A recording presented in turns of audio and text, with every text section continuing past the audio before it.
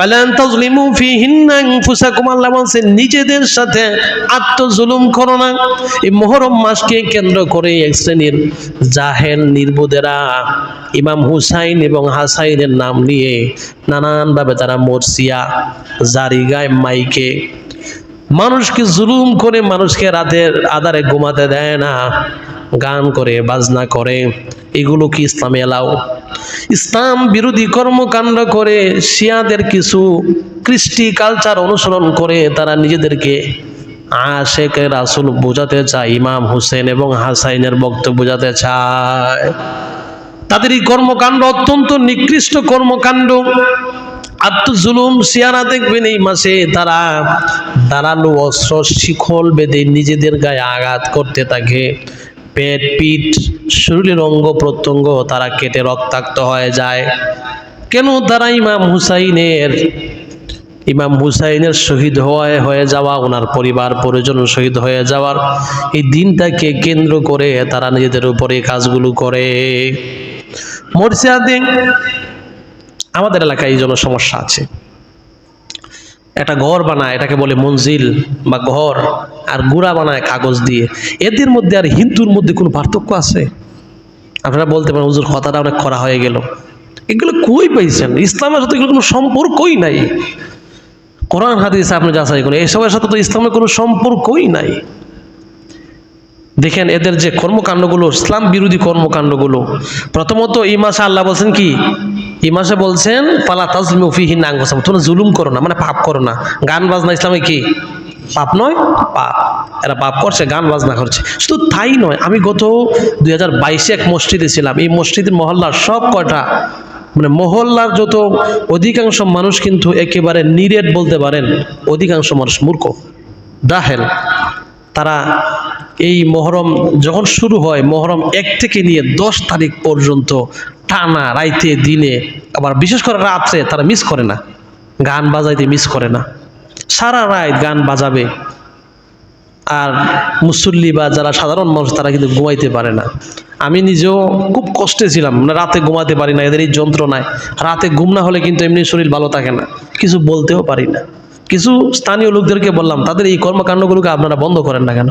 কয় হুজুর আমরা যদি এগুলো বন্ধ করতে যাই তাহলে আমাদের উপরেই বিপদ আসবে। আমরা সাহস পাই না অন্যায়ের বিরোধিতা করতে। এ সারা রাত বিবি তারা গান বাজনা করে সাধারণ মানুষকে ঘুমাতে দেয় না। আপনাদের এখানে আমি 2 বছরে এই ধরনের কোনো কালচার দেখতে পাই নাই, আর জানি না অন্য এলাকা আছে কিনা, আমার মনে হচ্ছে নাই। আর সিলেটের মানুষ এমনি কিন্তু ইসলাম প্রিয় এবং আলেম উলামাদেরকে ভালোবাসেন এবং সত্য সন্ধানী মানুষ অন্যান্য জেলার তুলনায়। আর আমাদের হবিগঞ্জে বেশিরভাগ শিরিক, বেদাত, কুফরি, যত ধরনের অনইসলামিক কালচার আছে সব বিদ্যমান আছে। আপনি যদি না যান বুঝতে পারবেন না। এই জন্য সিলেটের যত বড় বড় আলেম উলামারা আছেন, হবিগঞ্জের ভালো ভালো আলেম উলামারা কিন্তু সিলেটে। কারণ ভালো আলেম থাকার জায়গা হবিগঞ্জ না, এখানে ভালো আলেমের কোনো কদর নাই। যারা ব্যক্তি পূজারী, যারা মানুষের সাথে সামঞ্জস্য তাল মিলিয়ে চলতে পারে, অন্যায়কে অন্যায় নয়, ন্যায়কে ন্যায় নয়, যারা এইভাবে চলতে পারে তাদের জন্য এই এলাকা ঠিক আছে।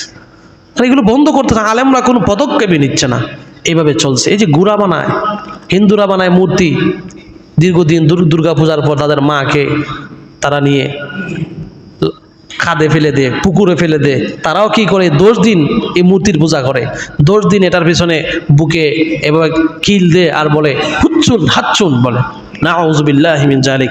এখন দেখেন আল্লাহ পাক কোরআনে বলছেন রাদিয়াল্লাহু আনহু, যখন সাহাবীদের নাম তোমরা উচ্চারণ করবে সাথে সাথে তোমাদের উপর রাদিয়াল্লাহু আনহু বলা ওয়াজিব। বলুন সুবহানাল্লাহ। আল্লাহ কোরআনে বলছেন সাহাবীর নাম উচ্চারণের সাথে সাথে রাদিয়াল্লাহু আনহু বলা ওয়াজিব। একবার হলে, আপনি যদি বারবার উচ্চারণ করেন, প্রথমবার বলা ওয়াজিব, আর বারবার উচ্চারণ করেন না বললে বলতে পারেন, না বললেও না বলতে পারেন। এবং নবী সাল্লাল্লাহু আলাইহি ওয়াসাল্লামের নাম, নবী সাল্লাল্লাহু আলাইহি ওয়াসাল্লামের নাম যদি আপনি একবার উচ্চারণ করেন, তারপর প্রথমবার সাল্লাল্লাহু আলাইহি ওয়াসাল্লাম উনার উপর এই দুরূপটুকু পড়া আপনার উপর ওয়াজিব। এরপরে যতবার আপনি না নিবেন, পড়েন বা না পড়েন দোষের না, কিন্তু প্রথমবার নিতে হবে। প্রথমত এরা এই যে নামগুলো বলতেছে, বারবার উচ্চারণ করতেছে, একবারও রাদিয়াল্লাহু আনহু বলছে না বা বলে নাই। দ্বিতীয়ত হচ্ছে মানুষের নাম বিকৃত করে ডাকা মারাত্মক ধরনের অন্যায়। ওনার নাম হচ্ছে হাসাইন, রাদিয়াল্লাহু আনহু, ওনার ভাইয়ের নাম হুসাইন রাদিয়াল্লাহু আনহু, কই হাত চুনার হয়ে হুচ্ছন, ওনাদের নামের দ্বারা কাছে যায়, এই উচ্চারণগুলো ওনার নামের দ্বারা কাছেও তো যায় না। নাম বিকৃতি করা, বিসাল ইসমুল ফুসুক বাদাল ঈমান। আল্লাহ বলছেন ঈমান আনার পর মানুষকে মন্দ উপনামে ডাকা মারাত্মক ধরনের অন্যায়। অমাল্লাম ইয়াতুব, আর যারা এইসব কর্মকাণ্ড থেকে নিজেকে ফেরায় না, ফিরে আসে না, ফাউলাইকা হুমুজ জালিমুন, তারা জালেমদের অন্তর্ভুক্ত। এ দলিল কি আমার না কোরআনের? কোরআন থেকে দলিল দিচ্ছি। এ আল্লাহ বলছেন মানুষের মন্দ নামে, যে কোনো মানুষকে মন্দ নামে ডাকা, মানুষের নামকে বিকৃত করে ডাকা, এটা জুলুম। এবং যারা এই সমস্ত কাজ করে, তওবা করে না, তারা জালেমদের অন্তর্ভুক্ত। এ সময় আমরা অনেক সময় মানুষের নাম ধরে বিক্রে ডাকি। এই যে একটা জুলুম, আত্মজুলুম করছে, মানুষকে ওই মাসে কষ্ট দিচ্ছে, অথচ আল্লাহ এই মাসকে নিষিদ্ধ মাস বলে ঘোষণা করেছে।